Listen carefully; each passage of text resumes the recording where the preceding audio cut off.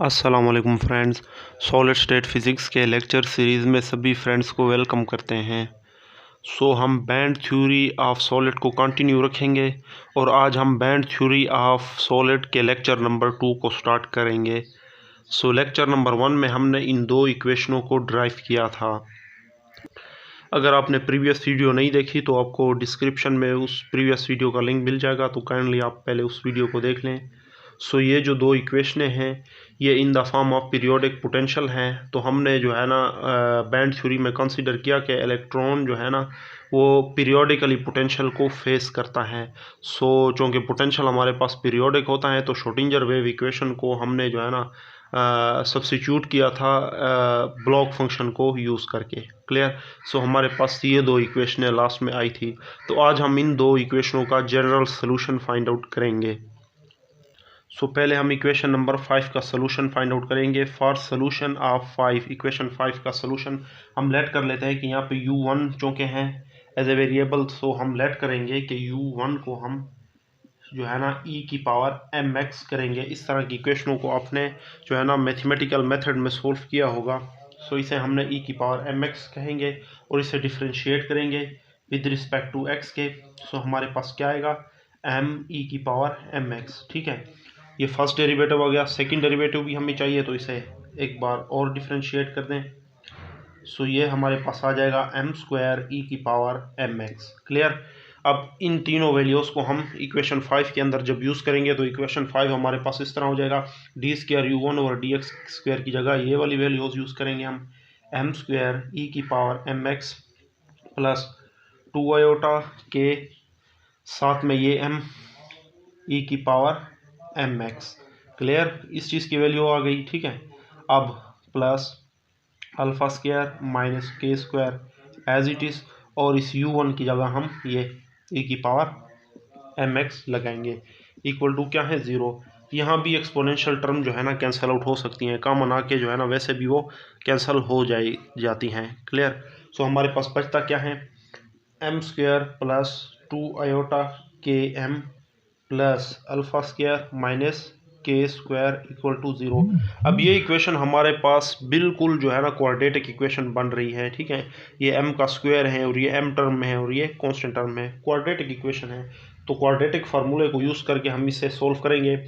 यहाँ पे जो कोफिशिएंट होता है उसे हम a बोलते हैं। ठीक है, यहाँ पे हमारे पास 1 है और ये टर्म b हो गई और ये c हो जाती हैं जिस तरह हम क्वाड्रेटिक इक्वेशन को सोल्व करते हैं।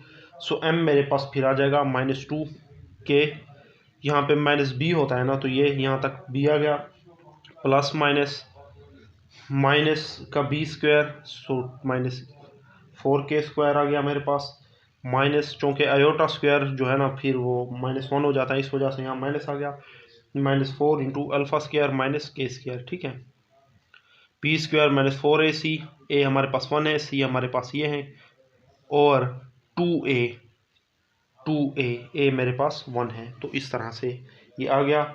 अब इस इक्वेशन को जब मैं सोल्व करूँगा, ठीक है, तो मेरे पास जो m आएगा वो कुछ इस तरह से आ जाएगा, m is equal to minus iota के प्लस माइनस आयोटा अल्फ़ा, इस तरह से आ जाएगा। और यहाँ पे जो है ना चूँकि प्लस माइनस है, एक टर्म को मैं m1 बोल दूंगा, माइनस आयोटा के प्लस आयोटा अल्फ़ा, इसे मैं m1 बोल दूंगा, जो यहाँ पे नेगेटिव होगा उसको मैं m2 बोलूँगा। लेकिन यहाँ से पहले मैं आयोटा को कॉमन निकाल देता हूँ क्योंकि दोनों में आयोटा मौजूद है। ये आ जाएगा अल्फ़ा।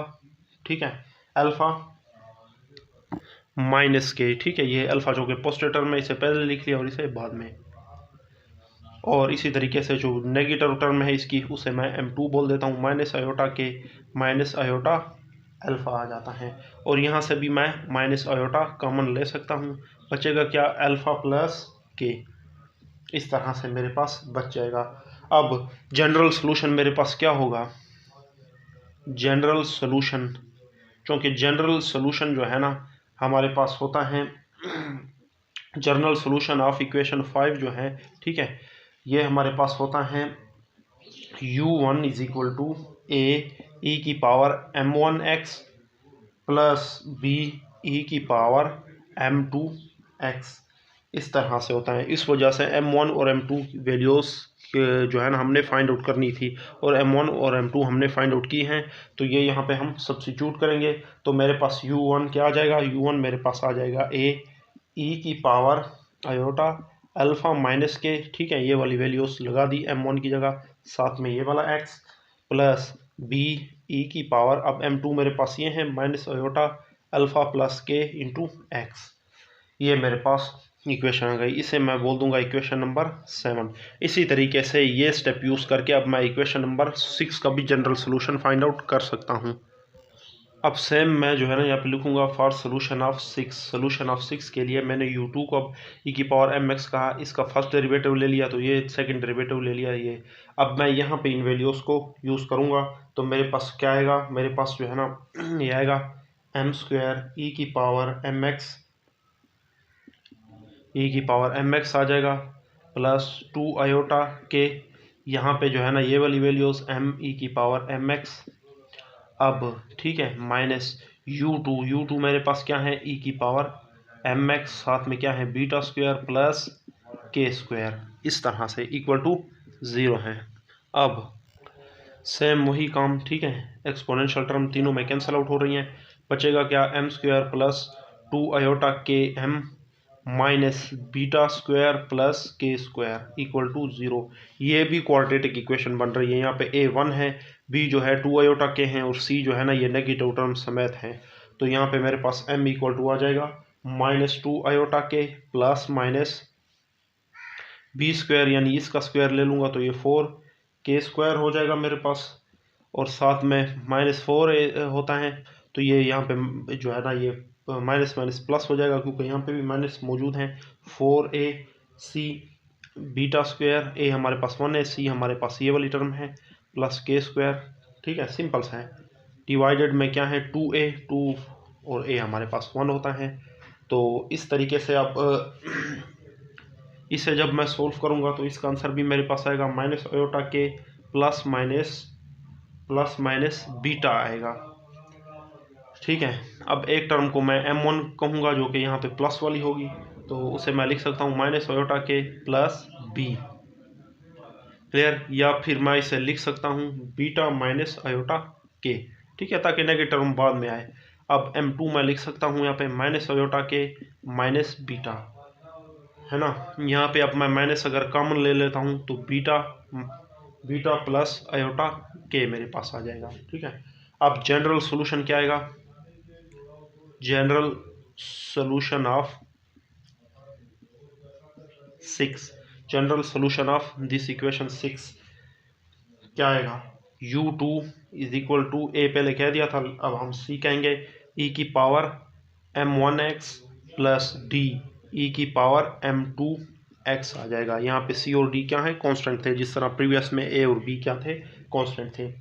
अब हम m1 और m2 की वैल्यू सिंपली यहाँ पे लगा देंगे, तो क्या आएगा u2 is equal to c e की पावर बीटा माइनस आयोटा के, और साथ में ये वाला x प्लस d आ जाएगा e की power minus beta plus iota के, और साथ में क्या आएगा x आएगा, क्लियर। अब इसको मैं कोई इक्वेशन बोल दूंगा, इक्वेशन नंबर 8, क्लियर, इसे मैंने इक्वेशन नंबर 8 बोल दिया है। अब हम इक्वेशन 7 और 8 के अंदर जो कांस्टेंट मौजूद हैं a b c और d, इनकी वैल्यूज़ हम कैसे फाइंड आउट करेंगे, by applying initial boundary condition, ठीक है। The values of a b c and d can be found by using initial boundary condition. Initial boundary condition क्या है, u1 of x eight 0 और is equal to होगा u2 of x eight 0, ठीक है। हमारे पास चूँकि दो बाउंड्री कंडीशन है, एक ये भी है, ठीक है, और दूसरा क्या है a से लेके माइनस b तक, ये वाली कंडीशन a से b तक। अगर ये इस चीज़ को सेटिस्फाई करता है, हमको पता होना चाहिए कि इसका फर्स्ट डेरिवेटिव भी इस चीज़ को सेटिस्फाई करेगा, at x is equal to 0, at x is equal to 0, at x is equal to a से माइनस b तक, ठीक है। इस लिमिट को इसका डेरिवेटिव भी सेटिस्फाई करना चाहिए। सो ये वाली कंडीशन अब हमने अप्लाई करनी है। सो इक्वेशन 7 के अंदर जब हम ये अप्लाई पहले हम इस चीज़ को अप्लाई कर रहे हैं, ठीक है। सो ए ई की पावर 0 हो जाएगा, बी की पावर भी 0 हो जाएगा, ठीक है। ये इक्वेशन 7 था हमारे पास, ये इक्वेशन 8 था जब हमने ये वाली कंडीशन इस पर अप्लाई की। सो ये simply a plus B is equal to C plus D हो जाएगा।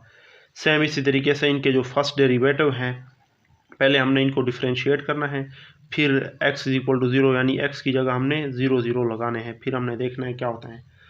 तो हम इक्वेशन 7 को पहले डिफ्रेंशिएट करेंगे, ठीक है, विद रिस्पेक्ट टू x, तो ये इस तरह से आ जाएगा, और x is equal to 0 apply करेंगे तो ये टर्म 0 ख़त्म हो जाएगी, ये टर्म हमारे पास जस्ट बच जाएगी।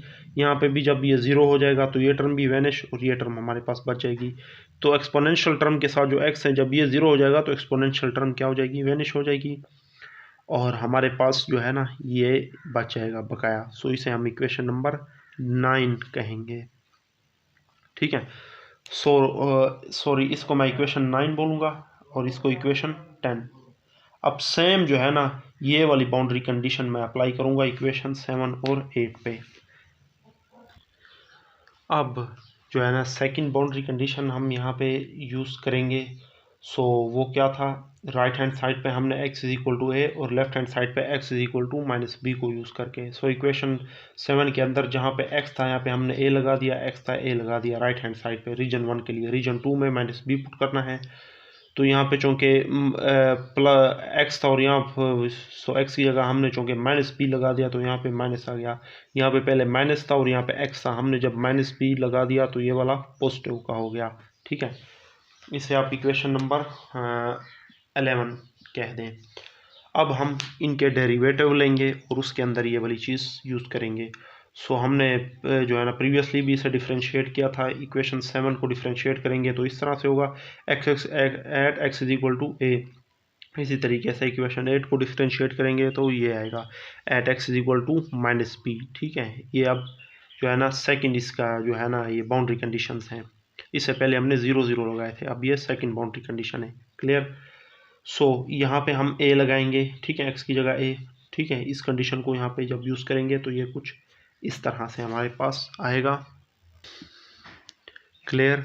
और x is equal to minus B जब हम यूज़ करेंगे और इसकी जगह तो ये राइट हैंड साइड पे, क्लियर। सो ये पहले पॉजिटिव था तो माइनस बी यहाँ पे पुट करने की वजह से ये नेगेटिव हो गया, और माइनस बी पुट करने की वजह से जो है ना ये टर्म चूँकि नेगेटिव थी अब ये पॉजिटिव हो गई, ठीक है। ये टर्म क्लियर, ये वाली अब पॉजिटिव हो गई, ठीक है। यानी राइट हैंड साइड पे हमने x is equal to minus B और लेफ्ट हैंड साइड पे हमने x इक्वल टू ए को बाउंड्री कंडीशन को यूज़ किया। इस इक्वेशन को भी हम इक्वेशन नंबर 12 कहेंगे। अब ये इक्वेशन नंबर 9, 10, 11 और 12 चूँकि हमने जो है ना कांस्टेंट की वैल्यूज़ निकालने के लिए यूज़ की थी, लेकिन ये नॉन वेनिशिंग है। नॉन वेनिशिंग का क्या मतलब है कि हम कांस्टेंट की वैल्यूज़ नहीं ड्राइव कर सकते।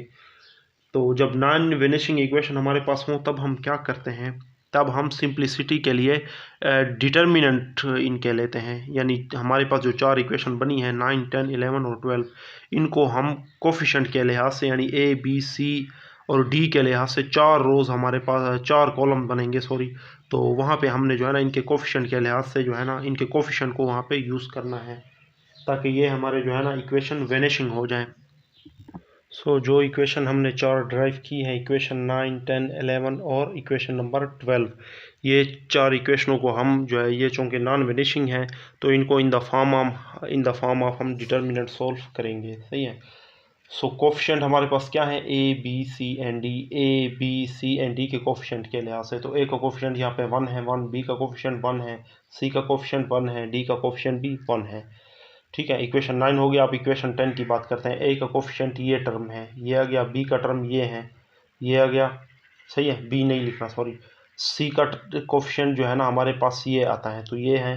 डी का कोफिशिएंट इस तरह से है। इस तरीके से इक्वेशन 11 के अंदर देखें तो ए का कोफिशिएंट ये वाला टर्म है तो ये आ गया, और बी का टर्म हमारे पास जो है ना ये आ गया, बी का टर्म, और सी का टर्म इस तरह से, और डी का टर्म का जो कोफिशिएंट है वो इस तरह से है। अब इक्वेशन 12 के अंदर ये ए के अलावा ये जो है ए का कोफिशिएंट वो इस तरह से यहाँ पे लिख देना है, बी का कोफिशिएंट, सी का कोफिशिएंट और डी का कोफिशिएंट इस तरह से। तो ये डिटर्मिनेंट कंप्लीट हो गया। अब जब आप इस डिटर्मिनेंट को सॉल्व करोगे ना तो ये कम से कम आपके 3-4 पेजेस लग सकते हैं, काफ़ी लेंथी जो है ना ये है। तो बेहतर ये है कि आप इसका रिज़ल्ट याद कर लें, क्योंकि फ़िज़िक्स में ये कहा जाता है कि कुछ चीज़ों को याद करना ही बेहतर है। तो वैसे तो ये कंसेप्ट है, ये नहीं कि रट्टा लगाना है, आप सॉल्व करना चाहें, लेकिन एग्ज़ाम में आपके पास इतना टाइम ही नहीं है कि इस डिटर्मिनेंट को आप सोल्व करने में लग जाएं। बहरहाल इतनी लेंथी डेरिवेशन कोई देता भी नहीं है पेपर में, सही है। बैंड थ्योरी के रिलेटेड जो क्वेश्चन एग्ज़ाम में पूछे जाते हैं या अब तक पूछे गए हैं, तो वो क्वेश्चन मैं आपको साथ ही साथ बताऊंगा। तो इतने ही लेंथी जो डेरिवेशन जो है वो एग्ज़ामिनर अक्सर पूछता ही नहीं है। लेकिन इन केस अगर फिर भी आपसे जो है ना इनकी टर्म्स की वैल्यूज़ पूछी जाए, तो आपने जो है ना इन डिटर्मिनेंट का रिजल्ट फाइनल लिख देना है, सही है। बीच में से तो आप इस तरह से वो क्वेश्चन नहीं निकाल सकते। सो इस डिटर्मिनेंट का जो सोल्यूशन है वो आपने लिखना है beta square minus alpha square, beta square minus alpha square over 2 alpha beta. यहाँ पे आता है beta B sine alpha A plus cos alpha A. ये साइन और कॉस ये आयोटा टर्म, ई की पावर आयोटा टर्म की वजह से आता है। ये आप सोल्व करेंगे तो ये काफ़ी लंबा है, ठीक है। तो बेहतर ये है कि आप इसे सोल्व ना करें और इसका ये डिटर्मिनेंट का जो फाइनल आंसर है ना, ये फाइंड आउट, ये जो है ना आप इसको एज इट इज़ याद करें। तो इस बैंड थ्योरी से रिलेटेड जो क्वेश्चन एग्ज़ाम में पूछे जाते हैं वो मैं आपको साथ ही साथ बताता रहूँगा। सो आज का लेक्चर यहाँ तक ही स्टॉप कर लेते हैं। फिर जो है ना इसके बाद हम फिर बैंड गैप के बारे में बात करेंगे नेक्स्ट लेक्चर में। सो अगर आपको कोई डाउट है तो आप कमेंट सेशन में ज़रूर पूछ सकते हैं। सो नेक्स्ट लेक्चर तक के लिए अल्लाह हाफिज़।